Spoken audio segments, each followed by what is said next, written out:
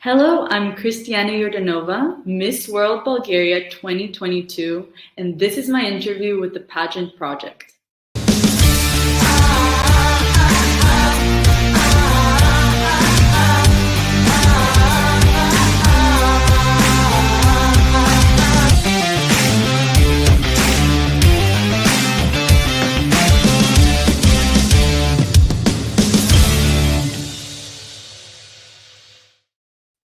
Hello, everyone. It's Adrian from the Pageant Project with you. My special guest for tonight, at least it's tonight for me. I don't know what time it is for Kristiyana, but my special guest is Kristiyana Yordanova, who is Miss World Bulgaria 2022.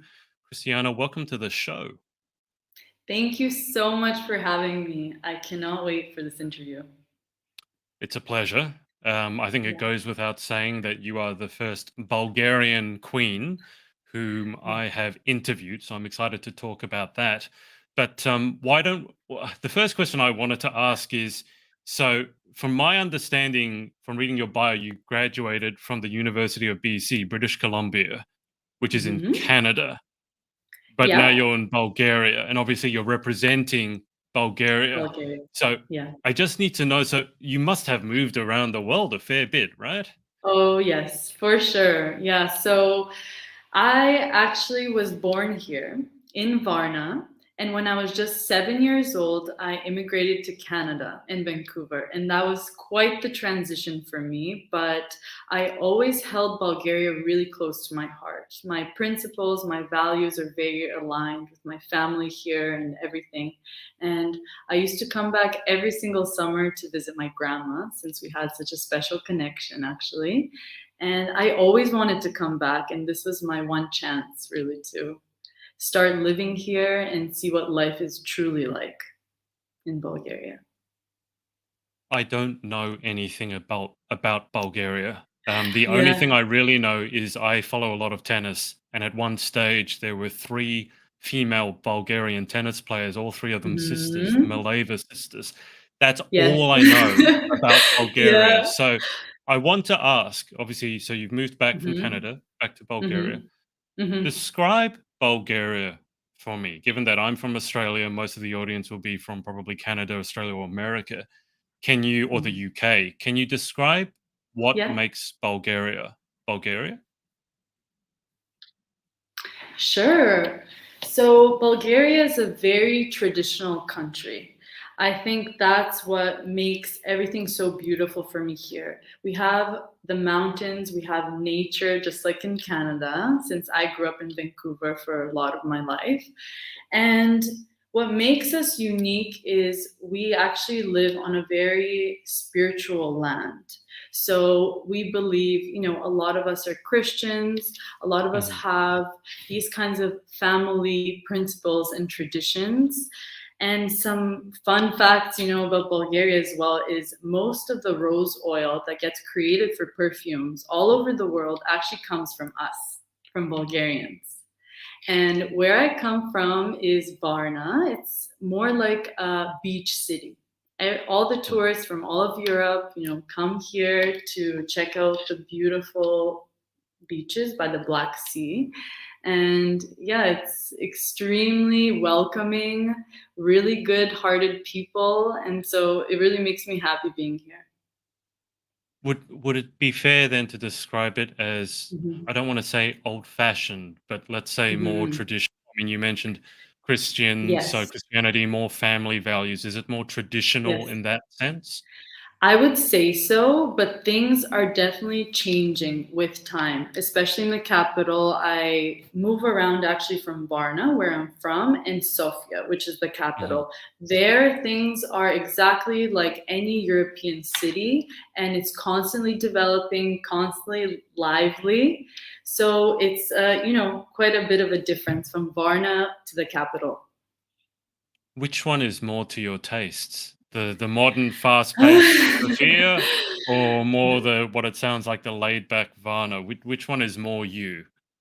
The thing is I'm a very dynamic person. I'm constantly changing, and so I really like to travel back and forth because I value both quite a lot. And I think I'm that kind of person who does need a little bit of a break sometimes to Mhm. enjoy my life, but also I do like the fast-paced city.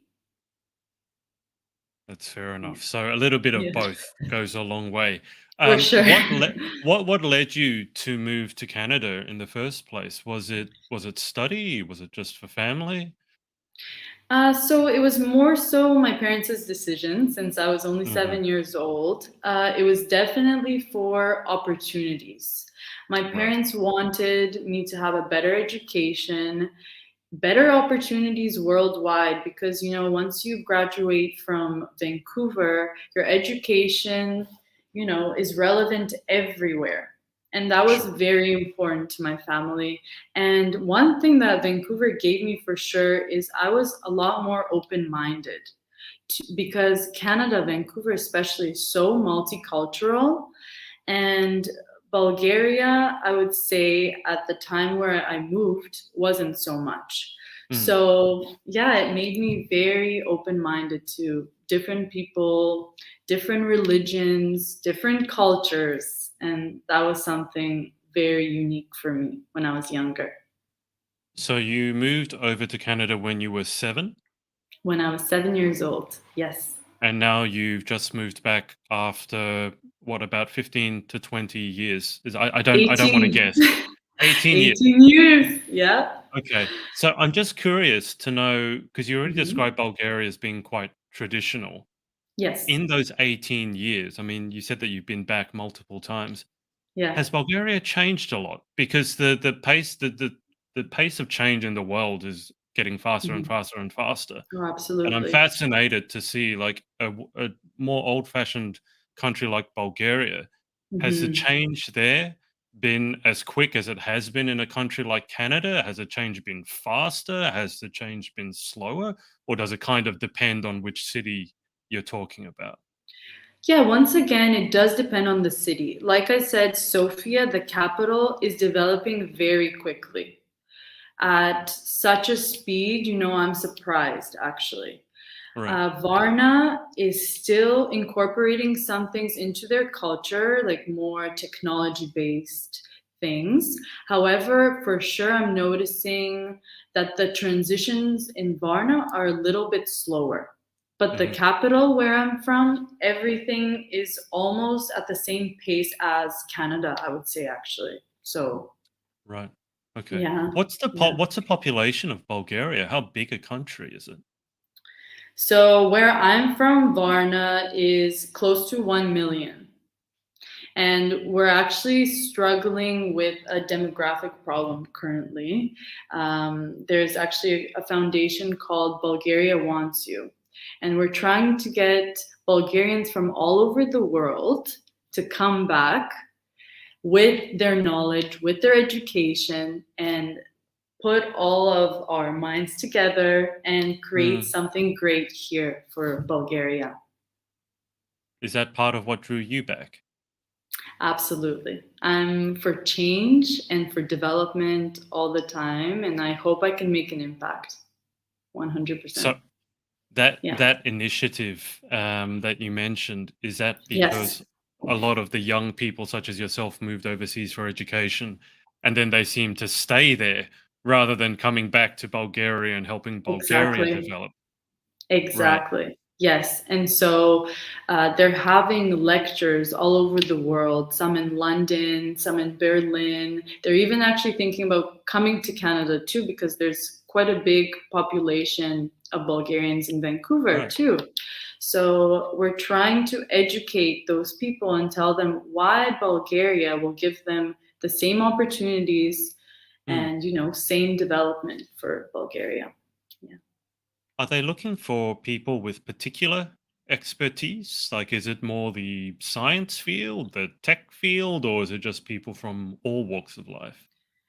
People from all walks of life, especially actually, I've noticed since I've studied psychology, we're in quite a need of those people and developing in that area because people still to this day, especially in Varna, refuse to talk about their psychological well-being, which is Mm, equally as important as physical well-being. And so in mhm. that regard, we definitely need more people to push the envelope and push for that change here.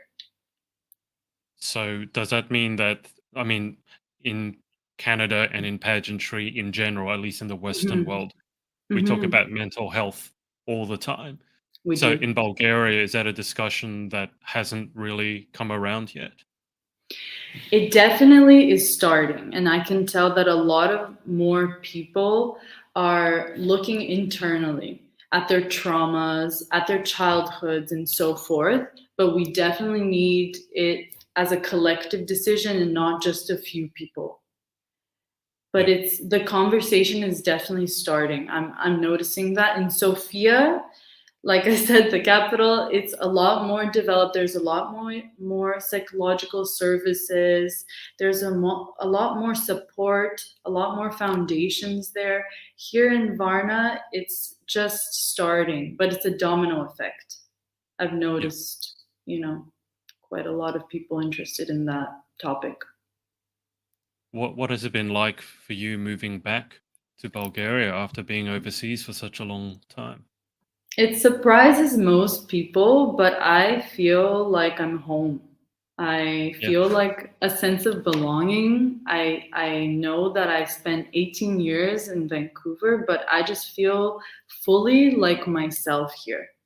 I'm accepted for what I am. I'm appreciated, of my services, about speaking about psychology. I've gotten a lot of positive feedback, so it's a great opportunity for me to be more involved in the community. And I'm so Mm. grateful I'm here, honestly.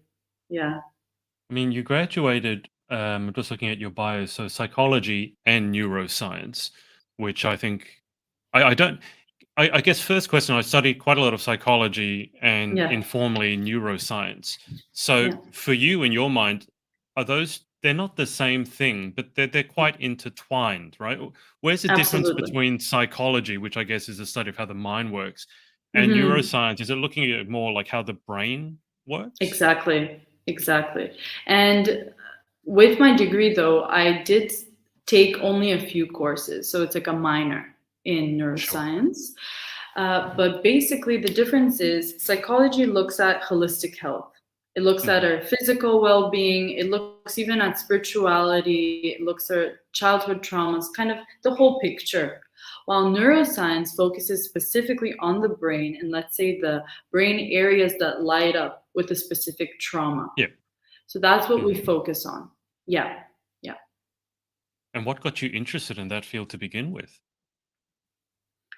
Psychology and people have always been my interest since I was a little girl. Since I can remember, I just loved hearing about other people's problems. I loved helping them, supporting them, solving their issues. I've always been the friend that, everybody calls up and asks, "How do I solve this issue with my partner, with my friend, with my family?"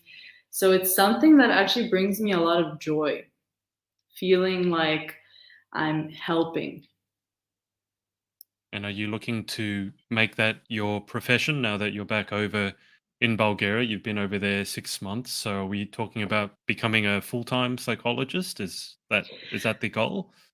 Yeah, so I'm still a student. I want to become a clinical psychologist. That Right. is what my interest is in. And I want to study trauma, especially childhood trauma, because that's something I've read about so much. And it would truly help by helping others, resolve those issues within themselves, because I know how liberating it can be.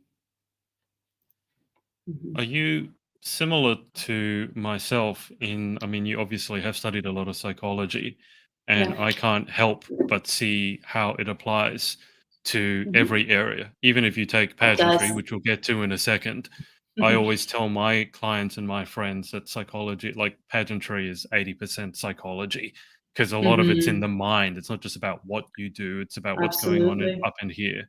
So, do you have Hmm. that similar sort of situation as myself, as where you look at everything that's going on and you're kind of Yes. analyzing why they're doing All the time. That's a bad habit at this point. Everybody always asks me once I study psychology, they say, "Oh, are you psychoanalyzing me?" That's always the question. But yes, I think psychology is so important for every area of life. And I cannot say that enough, not only in business, but also, especially in pageantry.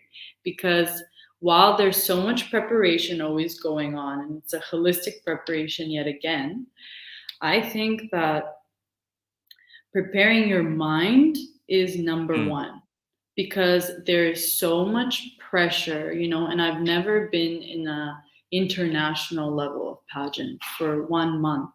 Miss World will be 1 month.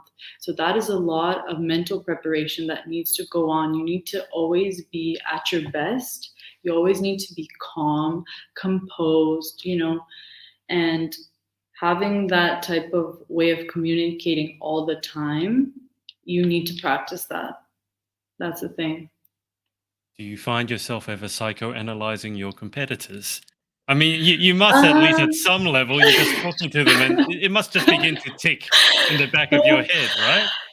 um, I actually haven't had the chance to get very close with anyone yet, and I think I probably will psychoanalyze a little bit, once I'm at Miss World. I can't lie about that. But I'm just excited. I haven't really looked into too many of the contestants. I'm really just excited to go there and meet them in person because I think social media portrays something else. And I always prefer to see them in real life and communicate with them one on one and see what they're truly like. Yeah, 100%. Now, you Yeah, are, on that subject, going to be representing Bulgaria at the Miss World I International event am. in Yes. India. In Yes. what are we? Probably about 4 months, 3 months, 4 months. I'm sure 3 you know months. better than Yeah. me. 3 months, right? Yeah. Yeah. So, how is all the preparation going? It's going great. Initially, for me, it was quite stressful, to be honest, because there's so many things that encompass the preparation. You need walking, you need diet, you need fitness, also my foundation, psychological services, and of course, the most important is the beauty with the purpose. So, helping society in some fundamental way, I think I've been putting a lot of no pressure, but yeah, maybe a little bit of pressure Mhm. in that regard, because I think overall that's the most important for me to get my message across as who I am, what I stand for, and what I want to change. So yeah, I'm enjoying the process now though because it's 3 months is not a lot, and Yeah. I feel confident now in myself because I did Miss World Vancouver, I did Miss World Canada, which actually provided a lot of information for me because I've never done pageants before. I never looked into it at all. So I feel prepared to some extent, but you can Mhm. always do more. So, yeah. Yeah. What got you interested in pageantry to begin with? It was a complete accident. I never dreamt about it. I never dreamt of being, a queen or Miss Mhm. World.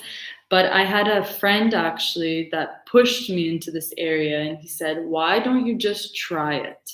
And I said, "Okay, I've done modeling before. I enjoyed Mhm. it, but it wasn't for me fully modeling." Yeah. So I had no idea what to expect. I didn't even do research before it. And it was a 2-day pageant. Miss Vancouver was my first one. I don't even know how to pose properly in front of a camera. Even though I did modeling for a while, I was still kind of just not confident in myself, not confident in my own body. There was a lot of dancing, public speaking, which Mhm. frightened me to a new extent. Standing in Right. front of even 20 people in a room before was scary to me. Like I would be shaking, you could tell in my voice. And yeah, and now I feel like I transformed a lot because of pageantry. So I'm thankful for pageants because of this. What was the scarier part for you, the dancing or the public speaking? Oh, the public speaking for sure. Really? Public speaking, yes. Because I always enjoyed writing. I love writing my Yeah. emotions, but it was a huge issue for me before to be speaking with the same eloquence as I write.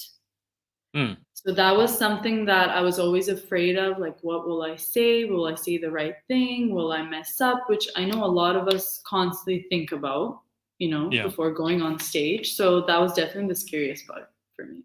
Right. I do want Yeah. to talk about your book in a Yeah. sec because you've Sure, published it. sure, of I'm a course. published author. But the first one I want to Mhm. ask you, going back to the psychology side of it, Yeah. I'm sure you are aware of this. There are a lot of people who are terrified of public speaking. No, In fact, absolutely. the cliche is that it's the number one fear, and that it's I more was gonna people are say, more afraid of that than yeah. death, right? Yeah, literally. I can't resonate with that. I've always enjoyed public speaking, but Really? Wow. what I want to ask you is, if you had to analyze yourself, or Mhm, if it makes it easier, pretend someone comes to you and they have a fear of public speaking, they want to enter a mhm, pageant, and they come mhm, to you for help in your role as a psychologist or someone who knows mhm. the mind. Yeah, What advice would you give someone, or give yourself, as someone yeah, who has struggled with public yeah. speaking? Like, why is that a struggle? So the struggle is you're afraid of what people will think. And that's not just in public speaking, that's in every area where you're with people. So most people are always insecure about what they're going to say. Will it be good enough? How will these people judge me? So that's the Mm, fear. And ultimately, I think within us, even if it's just 2%, we all have that.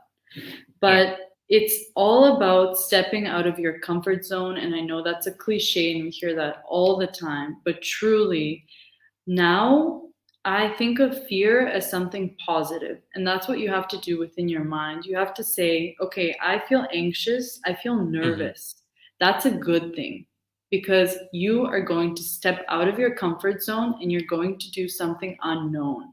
So now when I do that and when I have that feeling, instead of my mind and my body, taking over, I have control over it. And every single time I've done it and I've stepped out of my comfort zone, I feel so elated. Like I feel Hmm. so happy and ecstatic that I pushed myself and I'm on the other side of fear.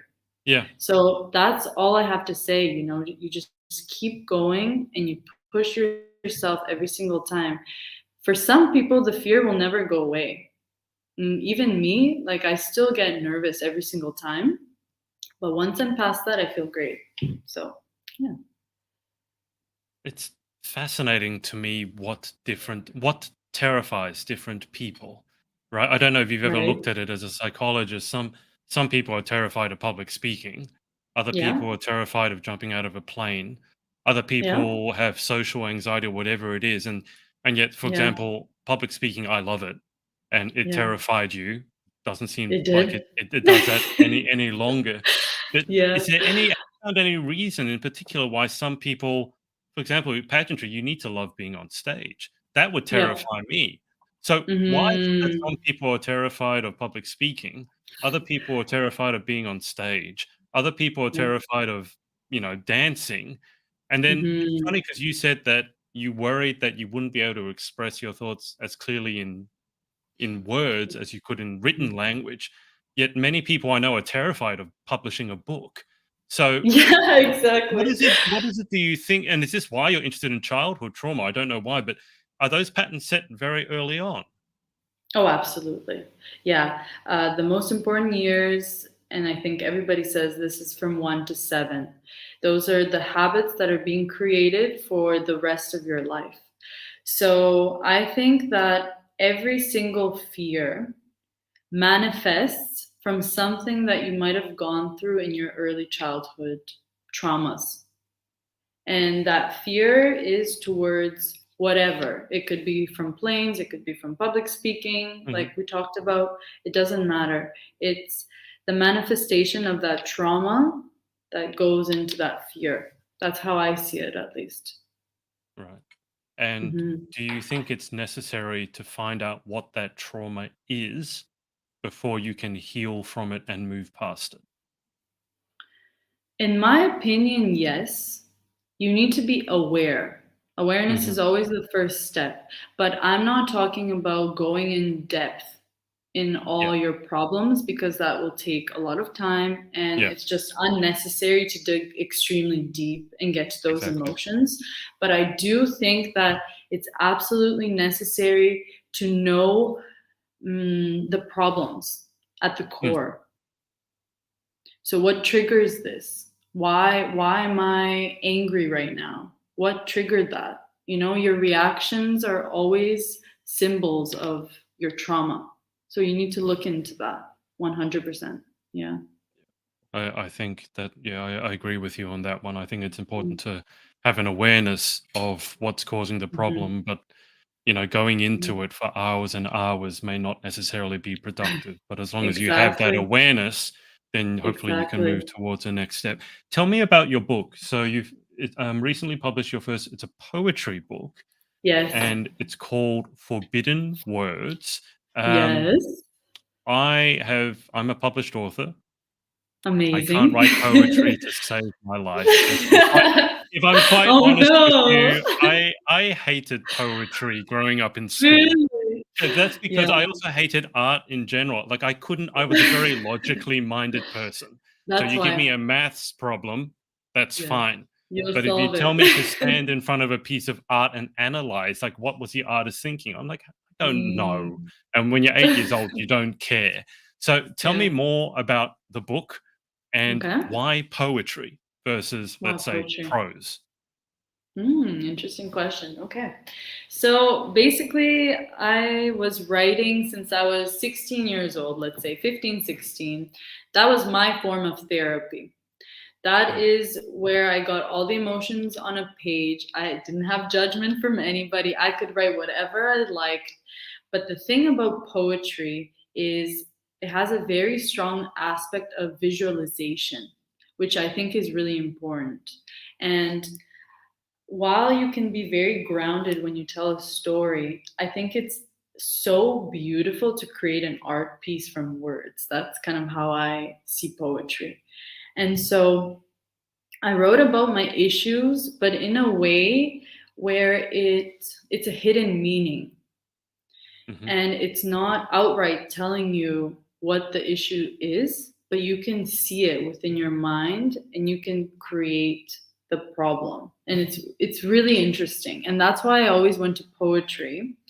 And I shared it with a few friends, family members, and they always told me, publish this book. I think it will mm, be great. It will be amazing. You'll get a lot of positive feedback. But I was always afraid of that.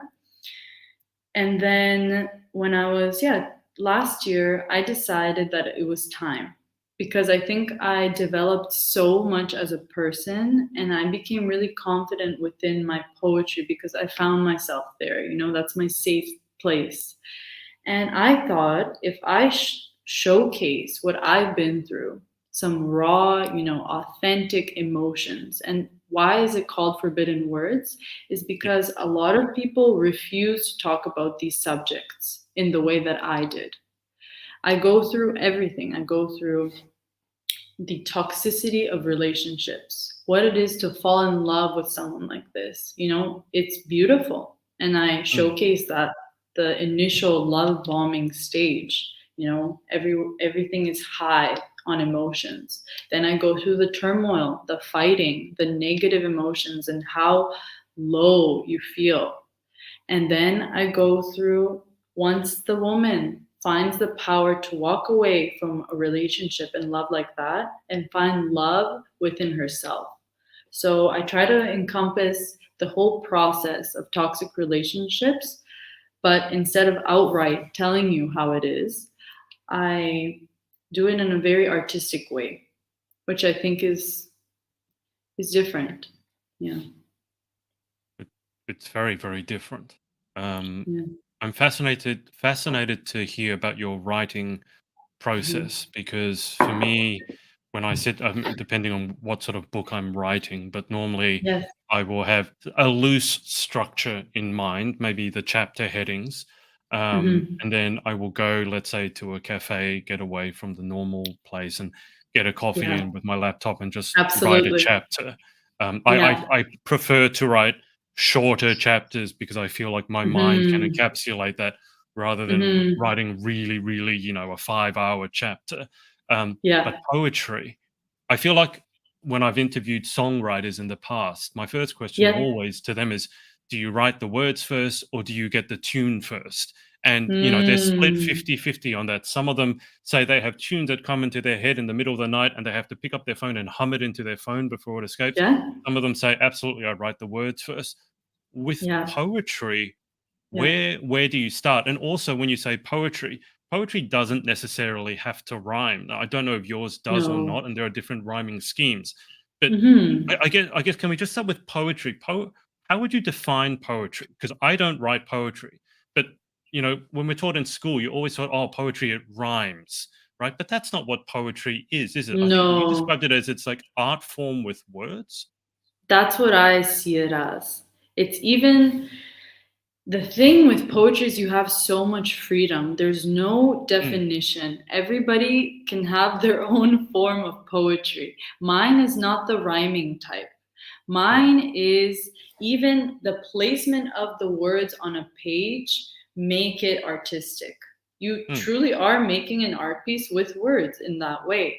And then with the words, I just really use a lot of symbolism within my own poetry. I'm telling a story, and that is what I define as a unique story. Yeah. how long are your poems?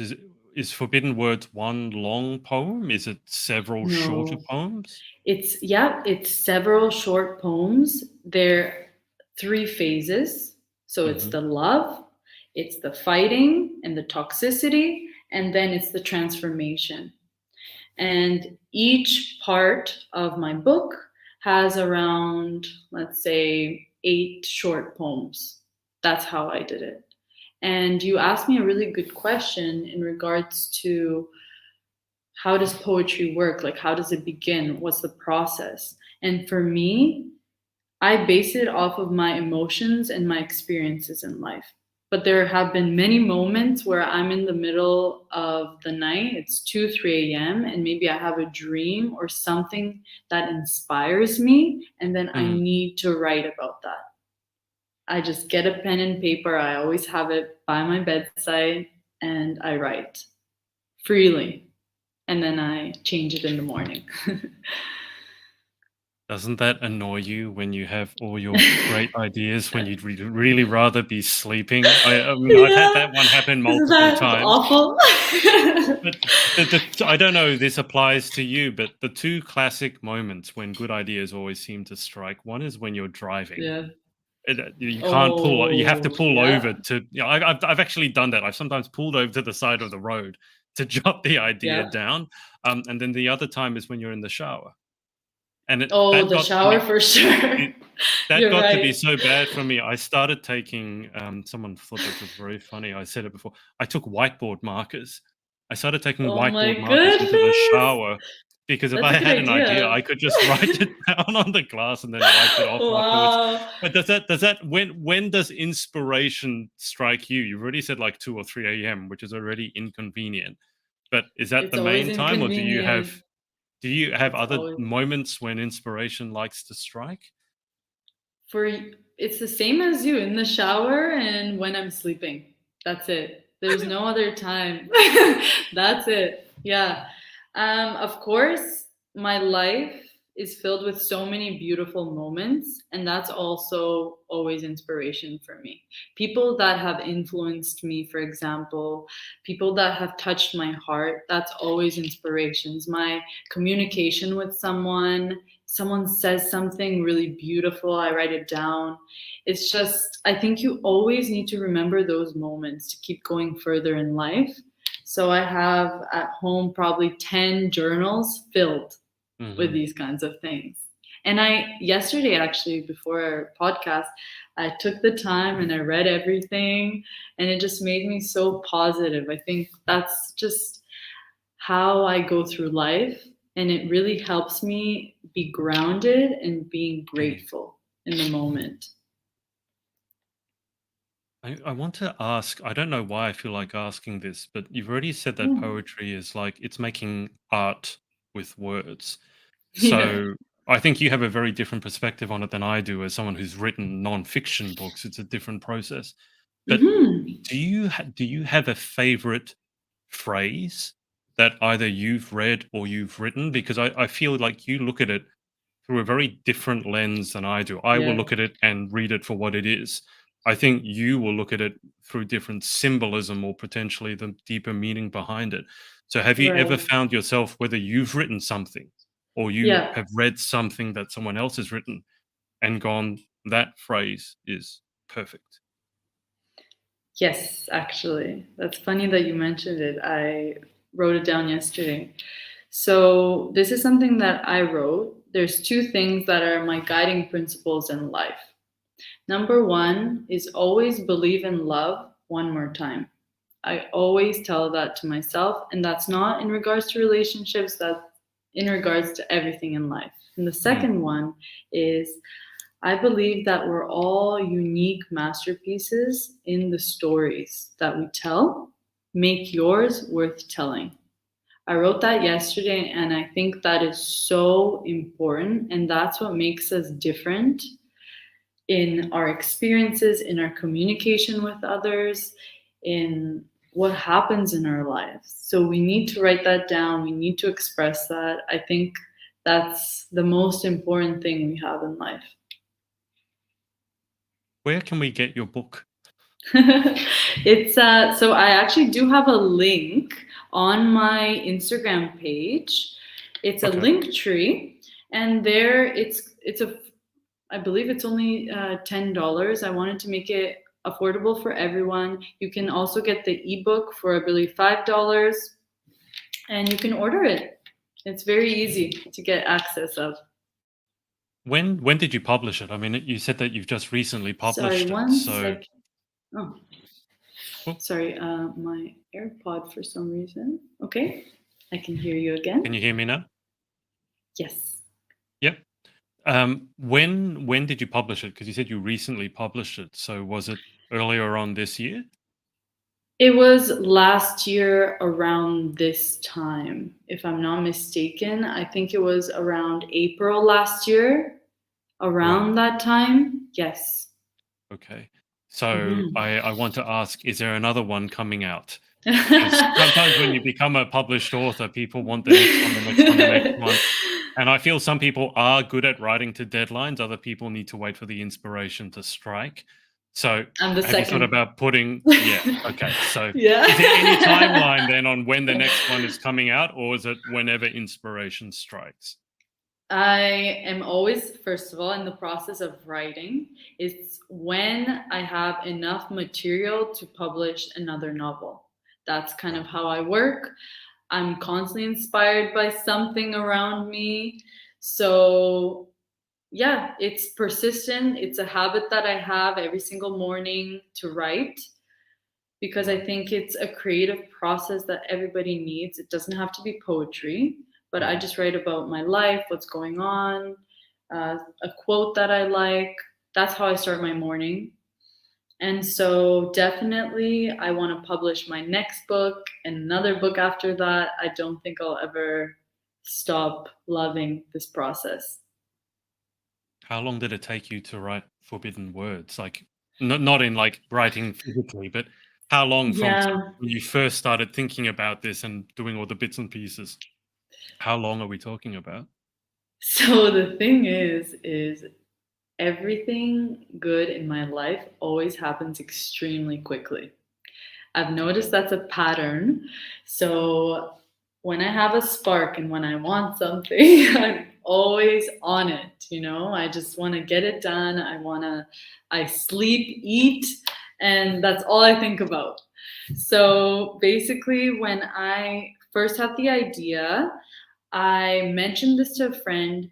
She immediately the next day told me about a publisher Mhm. in Vancouver, but they publish books from worldwide.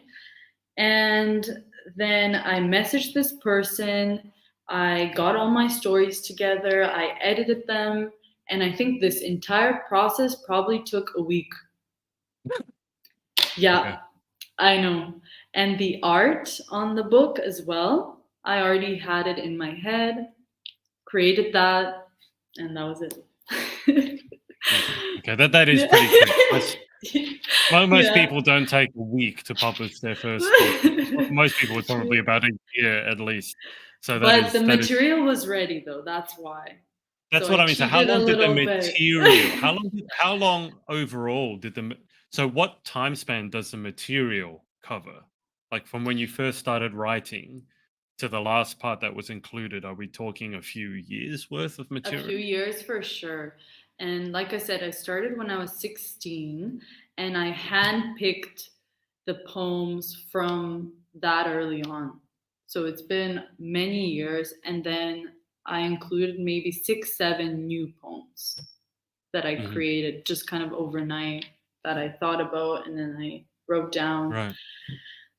But yeah, it took probably about 5, 6 years for that whole material. Right. Okay. And Hmm. another Yeah, question I need to ask. of course. Do you write by typing or do you write using old-fashioned pen and paper? And are those two the same in your brain? I have my notebook and See, my I thought that was going to be the case. pen. Yeah. Have you ever tried typing poetry? And has it worked? Does it Yes. feel even remotely the same? Does it feel the same, the writing process when you're typing versus using the pen? Mm, interestingly enough, I actually, for some reason, when I type it out, it's faster for me. Right. While when I write with a piece of paper and pen, it takes a lot more time. Yeah. Yeah, and not because of the typing, but because for some reason, once I get on the computer, my ideas start flowing really easily. Maybe it's because I have Mm, an association now with the computer. I'm not sure yeah. what it is, but always just really fast. And then I print it out and then I edit it by hand. Right. Okay. That's Yeah. fascinating to me. Sounds like Well, does your brain work very quickly? Do you find like yourself that you've always got an internal kind of monologue and there's lots of thoughts flying around all the time? I would say so, yes. Right. I would definitely consider myself a visionary in the sense of what's here, I always transpire it into my reality. That's how I try to live. And writing is kind of my form of doing this. Whatever Right. idea I have, I just always put it on a piece of paper and somehow it materializes into, real life. So how many I just thinking if you've been writing for this long, do you have stacks of books piled up Yeah, for your of writing course. or Yes. how many do you have like a whole bookshelf just filled with your own writing? Not just my own writing. I love reading as well. But Right. yes, I definitely have on my bookshelf a specific area dedicated only for my journals. And they have to Wow. be aesthetic, they have to be beautiful. I'm that kind of person. I spend a lot of money on journals. Like, for example, this one, it says lovely here. It's just, and the pages are gold. Oh, So, wow. yeah, I love specific things like that. So, It's so interesting because I was speaking to another pageant contestant over in really, America, and yeah. she has kept all her journals. I think she's a bit younger than you. I think she's just turned 20 or 21, but she's Hmm. got like 7, 8, 9, 10 like hardcover leather bound journals that are, an inch Yeah, thick each. And she exactly. loves journaling. I Me put up a too. question on my Instagram story about Yeah. journaling, and she wrote me like 3 or 4 pages of how to start journaling. And I just thought it Wow. was fascinating because I used to It journal, but is. it was always on the computer. But from what I've Mhm. seen, a lot of women in particular, they Mhm. love to journal this way. It's not the Yeah. same for them if they type. Even if they use computers a lot, for some reason they need to journal Interesting. with a physical sort of. That's why I asked for you Yeah. whether it was the same, because I don't feel those two are the same, because when I write something it feels very different to me Mhm. than typing definitely is What do faster. you prefer, actually? I was I going to think, see, ask. I think it depends, Mhm. because if I have an idea I need to get out quickly, then Mhm. yes, I think probably for me it's a computer, just because it can keep up with the Okay. brain faster, but also because I Yeah. don't write very much. I find that when I write, my hand Yeah. gets really sore now, and I simply Yeah. don't write anymore, so I'm not very good at it. I'm But the same, don't worry. I feel Yeah. the typing allow I can type faster than I can write. So, Yeah. and if anything, I'd rather just do a video. See, if I was gonna Mhm. do anything, I would do a video journal, because I much rather Interesting. prefer speaking rather than Oh, having to type. So wow. I would go a third option. But see, the other question I need to Interesting. ask you, books Yeah. you read, do you Mhm. prefer ebooks or do you prefer printed books? Printed for sure. I knew that Printed. was going to be the case. This Yeah. was the thing, because they were all telling us that, "Oh, Printed for the sure. age of printed books is over. Everyone, because you can now have a million No. books on your phone." But I was like, "No, there's something different about opening Exactly. a book, and even the smell of it Exactly. and the That's feel what of I it." was going to say. Yes. And I like highlighting things, writing Yeah. things down a little bit in the margin here and there. So, yeah, Yep. physical always. I actually do have a Kobo reader though. I have Yeah. the ebooks there. Yeah. It's not the same though. No. No. I don't No. enjoy it as much. Truly. I tend to, the books that I have to read, but I don't really want to, I'll get as an ebook.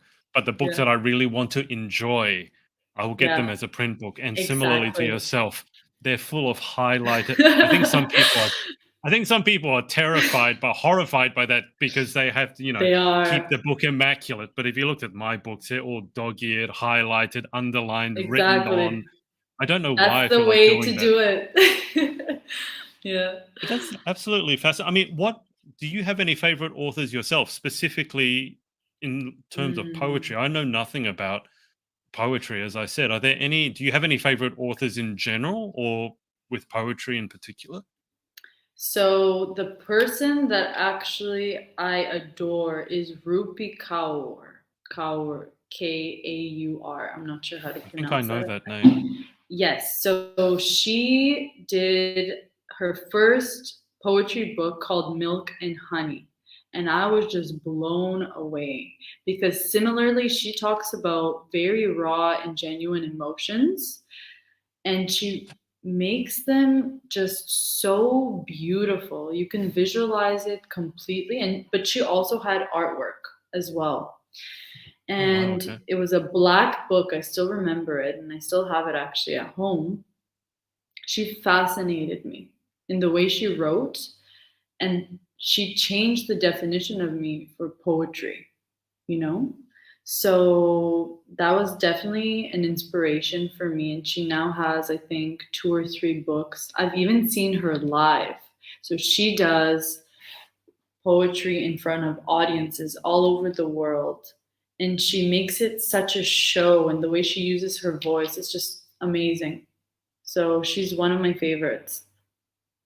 How does a poetry show go? I've never heard about a poetry show. When you say live, Yeah, what does yeah. that mean? She's reading in front of She's you, or is reading. she Exactly.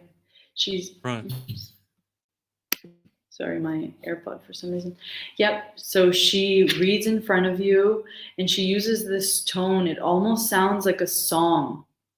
So Right. beautiful. Yeah. It's And all I of this never heard of is that before. Yeah. It's just all so foreign to me, because, as I said, I don't think of myself as a very artistic person, but I think as I get older, I'm becoming more interested in things like art and poetry Yeah. and Oh, things that's like that. great. Um, Good yeah, direction. Yeah, Well, we'll see. We'll see. I have a very analytical brain, so my brain always tends to go that way. But I think as you of get older, course. you it's like what you said about comfort zones. I think you want to try something a bit new just to see what you've Mhm. been missing out on all these years. Absolutely. But just to bring it back to Mhm. pageantry for a Yeah. second, does Mhm. Bulgaria have any history with pageantry?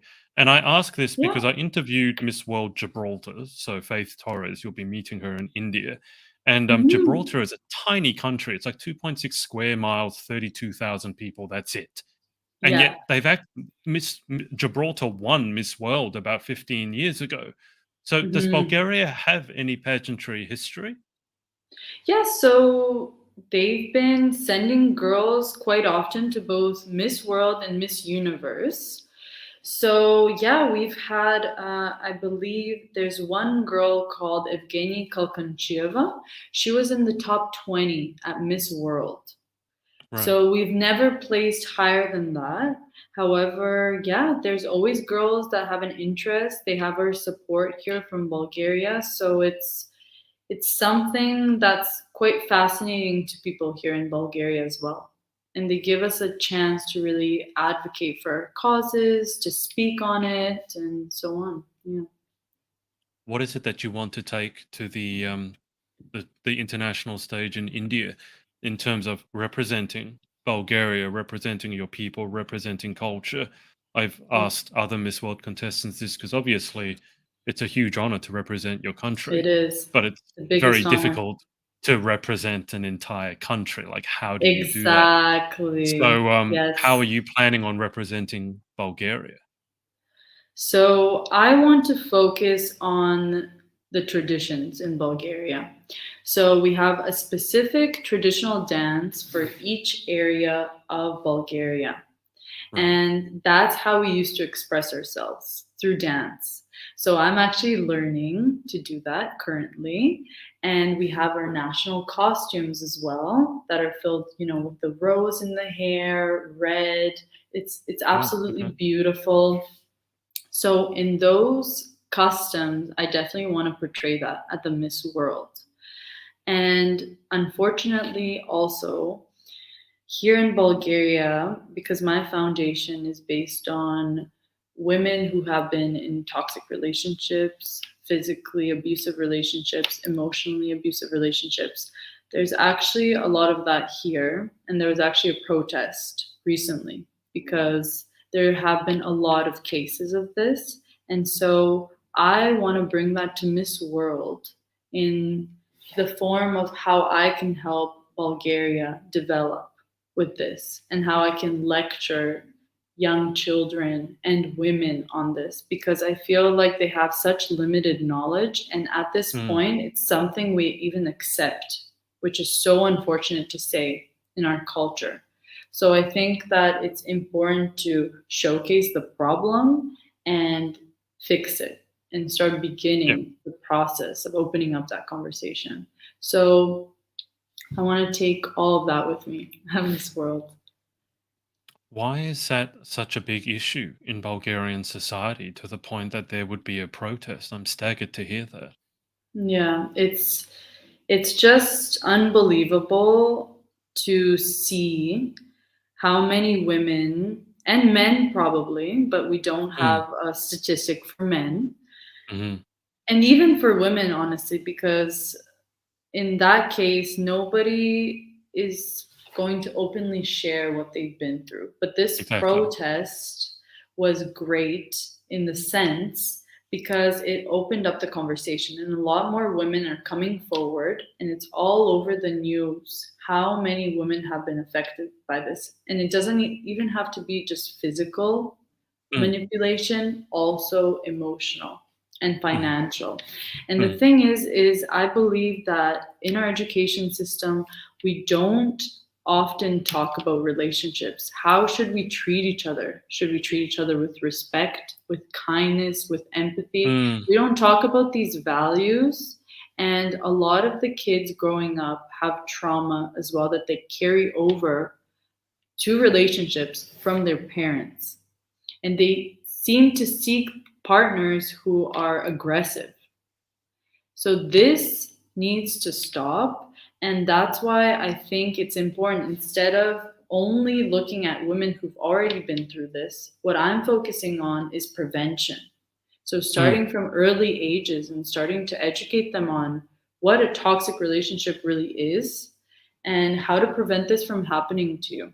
Because this can affect so many areas of your life, and it's actually detrimental to your well being. And it's very difficult to walk away. Yeah. I think the big thing with that as well is it can be potentially across generations. I think, as you pointed out, we Mhm. very often live out the same patterns as our parents. So, if your parents had Exactly. an abusive relationship, you learn that that's what a relationship be like. So then you live that. Then Exactly. your children see that, their children see that, and then you have this cycle. I mean, it sounds cliche, but it's very true in this case. This cycle of Mhm. ongoing toxicity or violence or manipulation. And Yeah. if you can stop it at one point, it's not just that one person who benefits, it's all the people who Mhm. come after. Um, Yes, but I mean, exactly. it's sad to hear that's the case. But I mean, I would say that if you have statistics, I'm sure the statistics would be underrepresented because Absolutely. it's not like everyone who's in a bad relationship goes, "Yeah, I'm in a bad relationship. Pick me, pick me." Yeah. We don't want to talk about it Exactly. because it's almost a Exactly. source of embarrassment. Of So, course it is. It's a place of shame, 100%, mm, because you always ask yourself, how could I be the one to be yeah, in this situation? You don't even realize how bad it is until the very end. Or some yeah. people still don't realize it. Even when it gets worse than you ever expected, they they don't walk away. They think they deserve it. They think it's normal. So, yeah. That's the big problem, is when you Yeah, think it's normal. Again, if you've seen exactly. someone else, if that's what you know, of your parents, grandparents, that's the way they were, Exactly. you think that's the way it is. So you And you don't even think, define. Mhm. Yeah, absolutely. I agree with you. And that becomes your definition of love. And that is "Hmm, the scary part. Once you associate love with anger and violence. that's a very hard cycle to break." I mean, a lot of Exactly. psychological work can take years. I mean, you talk Exactly. about trauma. If those traumas are Exactly. seated deeply enough, you're talking about years of therapy that can be very takes a lot of patience. Um, Exactly.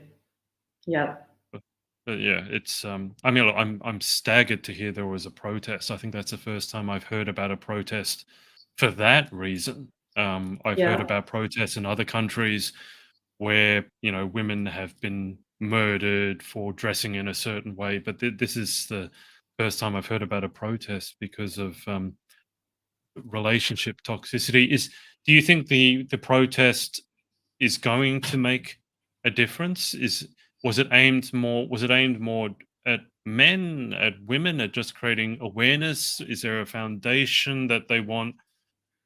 So What was the purpose? Like, what were they aiming at? What was the goal for the protest?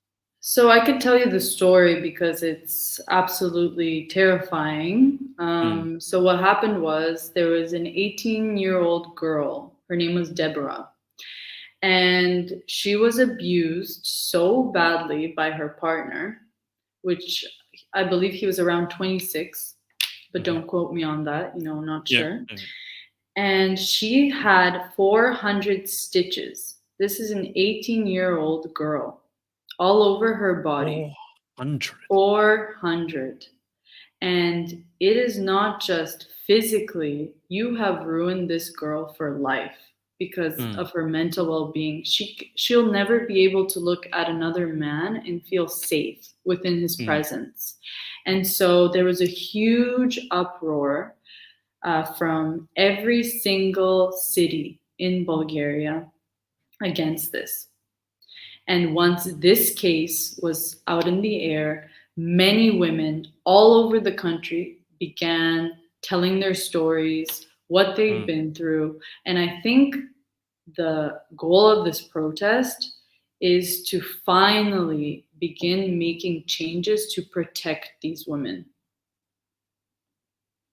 It sounds like there is a large underlying problem there that no one was talking Yeah, about, at least yeah, not in public.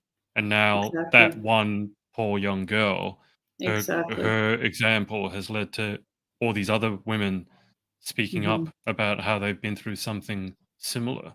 So it sounds like there Yeah, could be a giant movement in Bulgaria now that the that's what's awareness is out happening. there. Exactly. And I think for once, finally, the law will not only protect the women, but more Mm, foundations like mine are going to help these women. We're going to start actively making a change. And this is so important here. We desperately need it, obviously. So I'm so happy that it's finally going into that direction. It's not yeah. stopping, yeah, anytime soon. Talk to me more about your foundation. You've mentioned it a couple of times. Yeah, So of what course. is the name of the foundation and what do you Yeah. hope to achieve through it? So my foundation is called Women Squared, and the name represents helping one woman will create that domino effect in helping Hmm. others in her circle. So that's how I believe stories are shared, and same with lessons that they learn. And what I do is I do right now 3 different seminars specifically for both women and children, and they're separate depending on the age group. For women, I tell them basically the power of walking away, which is Hmm. extremely important. How to finally gain that confidence to say, this is enough. I shed light on the situations and awareness. I help with confidence. I also help with, emotional manipulation and the red flags that you can see from early on that Mm. kind of develop into this toxicity and, God forbid, goes to physical. But it does, unfortunately, when people don't see the red flags early on. And so I help basically rebuilding a woman after they go through something so horrible.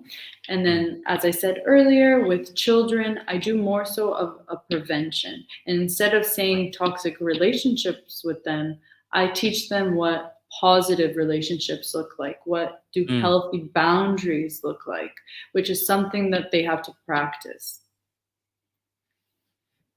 Are there, I mean, what you're doing is amazing. I'm just Thank you. curious from the other side of it. Are there Mhm. any resources aimed at teaching men what is acceptable and not It's a great acceptable in a question. relationship? So far, both in Canada and both in Bulgaria, I would say there isn't much information in regards to that. And I think that's Mm. such an important aspect to focus Yeah. on as well. Teaching your sons as well, principles, values, how to treat a woman. That's extremely important, especially here in Bulgarian society. And that's Mm. also an aim that I have, but definitely later on. Yeah, yeah, I can understand that, and I think Yeah. whenever you approach a topic like that, it's you would have an extra layer of interest or difficulty, maybe because you'd be a woman Yeah. working with men. I think I have the same Exactly. issue as a man working with women. Not that Yeah. I find it difficult, I find it very interesting because I think it gives Yeah. you a different insight into it. Um, Absolutely. Yeah. you can bring your insight to the other side of the table, so to speak. But I just It's because helpful. Yeah. there's a lot of conversation around, whenever something happens bad, like in a Mhm. relationship or sexual Mhm. assault or something like that, that it's all the conversation seems to still go, well, what did the woman do? I interviewed one of the Exactly. Miss Mhm. USA, New Hampshire, and she was Yeah. assaulted. And she went to the police station, and the first question they asked her, bear in mind she was a young woman just been raped. The first Mhm. question the police asked her were, what were you wearing? And for that to even Unbelievable. there's Yeah. such a for me, there's such a giant disconnect. Like, how can you think Absolutely. that's the first question you could ask? Surely there's Exactly. other things that you need to ask. So that's why I'm just curious because obviously women Mhm. need to know what a toxic relationship is, but I Yes. think men do as well.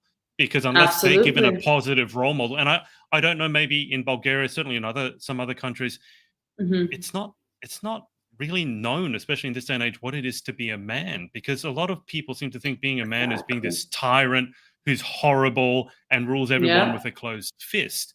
But on the other hand, you don't want exactly. your men to be really disempowered and weak. Hmm. So how to Hmm. be a strong man while still being 100%. respectful Yeah. and treating women right, it's a discussion that, frankly, I don't think I've ever Yeah. seen in any country. But surely that's got to be important as well, because you want to address Exactly. both sides of the equation. And I think that when I touch children in that way, their Yeah. hearts, and once I tell them this story, and once I tell them that it's really important to build positive, authentic relationships, I am Mm, both talking to both women and men, little women and little men. yeah. And they will definitely see that as something positive and practice that in their daily lives. So I'm touching on Mm, it just a little bit, but yeah, it could definitely be a topic that I'm willing to develop later on. yeah. Well, I mean, it sounds like amazing work. So certainly, Thank you I'll so be much. fascinated to see where it leads to. Thank I'm just you. keeping an eye on the time. We've been on for a fair bit, just over an hour already. So we'll move towards the Oh, wow. close. Just before we Yeah. get to the final 10 questions, is there anyone that you would like to give a shout out to, Christiana, for supporting you? Oh, so many people. So, so definitely Natalie Globova is one incredible coach that I've had the pleasure of working with. Kiki, he's my runway coach. He has helped me use my feminine energy in my walk. Also, I want to thank my family, my mom, my grandma for always being by my side, for supporting me. And there's so many people here in Bulgaria, unnamed, that have constantly been there for me. And there's one more person called Nelly Anastasova. She is my designer, and she will actually be helping me prepare for Miss World with all my beautiful dresses, clothing. And I'm just so excited to be working with her. She took me under her wing. Mhm. And, I've only been here 6 months. And because of all of these people, I'm finally developing as an individual in society here in Bulgaria. So I'm just so happy and grateful for that. I completely forgot to ask, what is the native Yeah. language in Bulgaria? Is it Bulgarian? Bulgarian. Yes. And is that at all, because I saw your name before, it was in Cyrillic. Is Bulgarian Yes. at all similar to Russian? The alphabet is very similar. However, yeah, I would say 50% of Okay, Bulgarian is like Russian. There's many words that we do not understand. So okay, it's close, but right, not that close. Yeah. right. So Yeah. obviously you speak English. You Yes. speak you speak Bulgarian. Bulgarian? Okay. Are there Yes. any other languages in there? So I spoke a bit of French in school, I was gonna say, yeah. in high school, so I would count that because I do understand it, but speaking is a little bit Yeah. difficult for sure, especially it's like riding a bike. I haven't practiced in many years, but yeah, those are my main two languages. Okay. So 2 closing in on 3 languages. That's not bad. Not That's bad, a good start. right? Yeah. All Yeah, right, Christiana, let's get through these final 10 questions and then we'll wrap up. So, number sure. 1, what is your favorite word? Inspiration. Number 2, what is your least favorite word? Moist. Doesn't matter who I interview, where they are in the world. That one comes up all Really? the time. Yeah, I don't Oh understand. Also, no. everyone seems to be surprised when I tell them everyone says moist. They thought they were the Yes. only one who hated the word moist. Yeah. Everyone that I meet seems to hate the word moist, and I still haven't figured out why. But there's some. Absolutely. You should Yeah. analyze this. If you ever have to do a doctoral thesis or something for I'll write that psychology, down right now. Analyze why. And Moist. it's women. It's why do women hate the word moist? I don't understand it. It's such I a, have no anyway, idea. a bizarre thing. Question 3. In life, what gets you excited? What turns you on? Passion. And number 4, if that's what turns you on, number 4 is what turns you off. Mm, I'll say negative energy. Mhm. What sound or noise do you love? Classical music. Any particular type of classical music? What instrument? I love the piano. Yes. One? I was asking because I was a violinist. I was hoping you were going to say Really? violin. Oh, that Yeah, was but my you said second piano. choice. That's okay. That's all right. Number 6. What sound or noise do you hate? The sound of my alarm in the morning. That's another I have to say quite that. common quite Of common course. answer. Of course. Number 7. If you could have any one superpower, what are you going to pick and why? Being able to travel extremely fast. That's one superpower. And I think it's important because I can go to any culture, have Mhm. any type of food whenever I like. So definitely the traveling. This is another thing that seems to come up with pageant girls, always talking about food. Every pageant Food. girl I know seems to love food. Yeah, we Yeah. do. Number 8. What job other than your own would you most like to attempt? Hmm. Well, yeah, it's either going to be a psychologist or mm, maybe something to do with singing. Since I sang when I was little, I was in choir, so I would Right. be a singer. That would be my second choice. I have the feeling after interviewing a few of the Miss World contestants, I think there's a few of you. I think you can make a choir. I think you can make Oh, a for Miss World sure. choir. I Yeah, think there's we'll a do few of that. you who can sing. There's a few of you who can play instruments. I think you should have like a Miss World choir. See how that goes. I'll ask the Uh, girls today. Start Number it. 9. What job Mhm. would you definitely not like to attempt? There is not. Hmm. It's very hard. I wouldn't want to be working actually in a laboratory, probably. Just because I need that interaction with people. So being like a assistant or working in a laboratory, it's not that I wouldn't do it, but I wouldn't Hmm, enjoy it as much. I need both of those aspects, research and communication. sure. Mhm. Final question. If heaven exists, what would you like to hear God say when you arrive at the pearly gates? Oh, beautiful question. I would like to hear you did it. Yeah. Sounds good to me. Mhm. Well, Christiana, it's been a pleasure. Thank you so much for coming on. Thank you. Thank you so much for this wonderful interview. I really enjoyed speaking with you. First Bulgarian interview. I think it Yes. went fairly well. Great. I'll keep you on the line for just a sec whilst I hang up with the Sure. audience. But thanks to everyone for watching, and we will speak to you next time. Bye bye. Hey, thanks so much for watching. Sorority Access is now open.